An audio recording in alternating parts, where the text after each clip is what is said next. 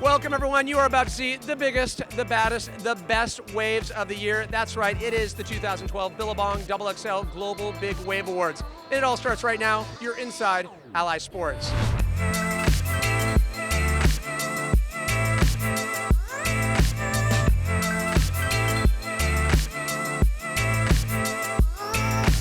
Let's get into Billabong XXL.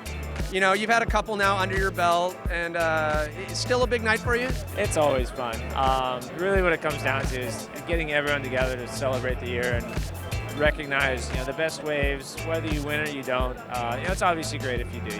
It's a very prestigious honor, to win the best wave of the year, or the tallest, or deepest barrel, whatever. But when you look at the collective crowd here and just how much passion and enthusiasm is behind, the sport of surfing, and it just encapsulates everything that's great about our sport and brings everyone together under one roof. So it's amazing.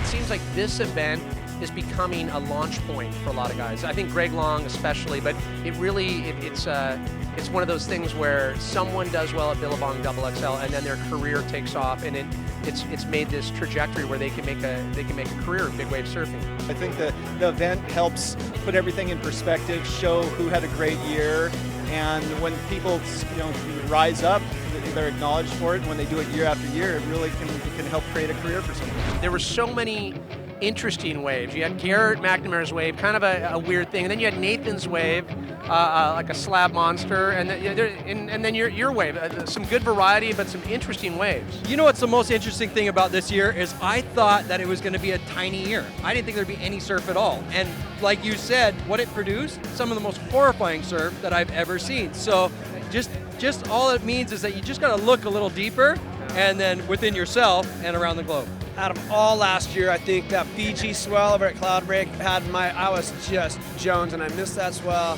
When I saw that hit Surfline, my heart dropped. I really felt like I missed something special. So I want to, I'd say Cloudbreak was probably the highlight of the year for sure. Talk about Nathan's wave a little bit. It's obviously it stoked out a lot of people, but what do you make of that wave and what he was able to do that day at Chopu? I still haven't figured out what I make of that wave. It's just like a mutant mess, but unbelievable wave. Nathan's is just like, I have no words. I watched it live. I thought he was dead. I thought I watched my friend die. It was nuts. To get where he did on that wave and how far he rode it, I think was unbelievable surfing skill, and I just think that's the ride of the year. I mean, it's just outrageous what he did on that wave. I think Nathan's wave, Nathan Fletcher at Yahupo, I think was a very unique moment, and possibly something we'll never forget, and definitely wrote something else in the history of surfing. Were you even conscious of what was happening on that wave at Chopu? I knew what was going on, but I didn't know what it looked like around me. Once I saw that the next day, it was pretty baffling. Yeah. If you knew what was going to happen, you probably wouldn't go. Where do you stand as things start to evolve with the paddling and towing? I know you've always kind of been open to both, right? Yeah, when it's small, I get my stand-up out.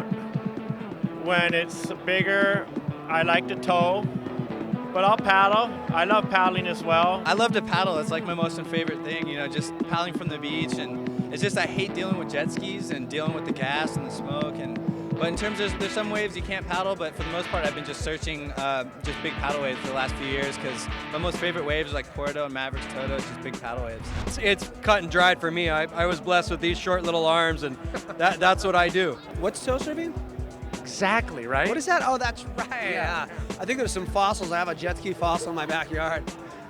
No, I don't tow anymore. No. I mean, if there could be a time that's right, yeah, I'll do it. But to paddle surfing is such a good rush and it's a real deal. It seems like there's more of a purity and an authenticity when you paddle into a wave in terms of the connection that you get. That's it. Just the overall satisfaction that comes from it is, so far greater than if you're, sitting there being towed behind a machine, let go, and go down the line and do it, as opposed to using basically all of your intuitive knowledge, everything you've learned, your entire surfing career. It goes into, being in the lineup, figuring out where you need to be, reading the waves, the swells, and committing to riding that wave, turning in the face of the most terrifying, fearful emotions you could ever think of, saying, okay, I'm going to do this right now, and making it, kicking out, you know, nothing compares to that.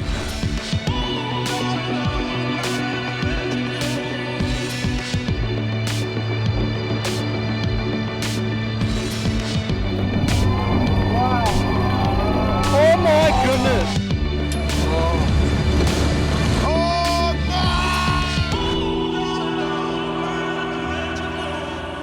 Thanks again for checking us out at Inside Alli Sports. Be sure to keep up with the latest news and events by following us on Twitter at AlliSports, or more importantly, give us your take by tweeting hashtag Inside Alli Sports. And most important, be sure to subscribe to the Alli Sports Network. Check out all the great shows on the Alli Sports channel here on YouTube. For Inside Alli Sports, I'm Pat Parnell. Getting ready for that beer, right? Yeah. Oh. Let's go watch some big waves.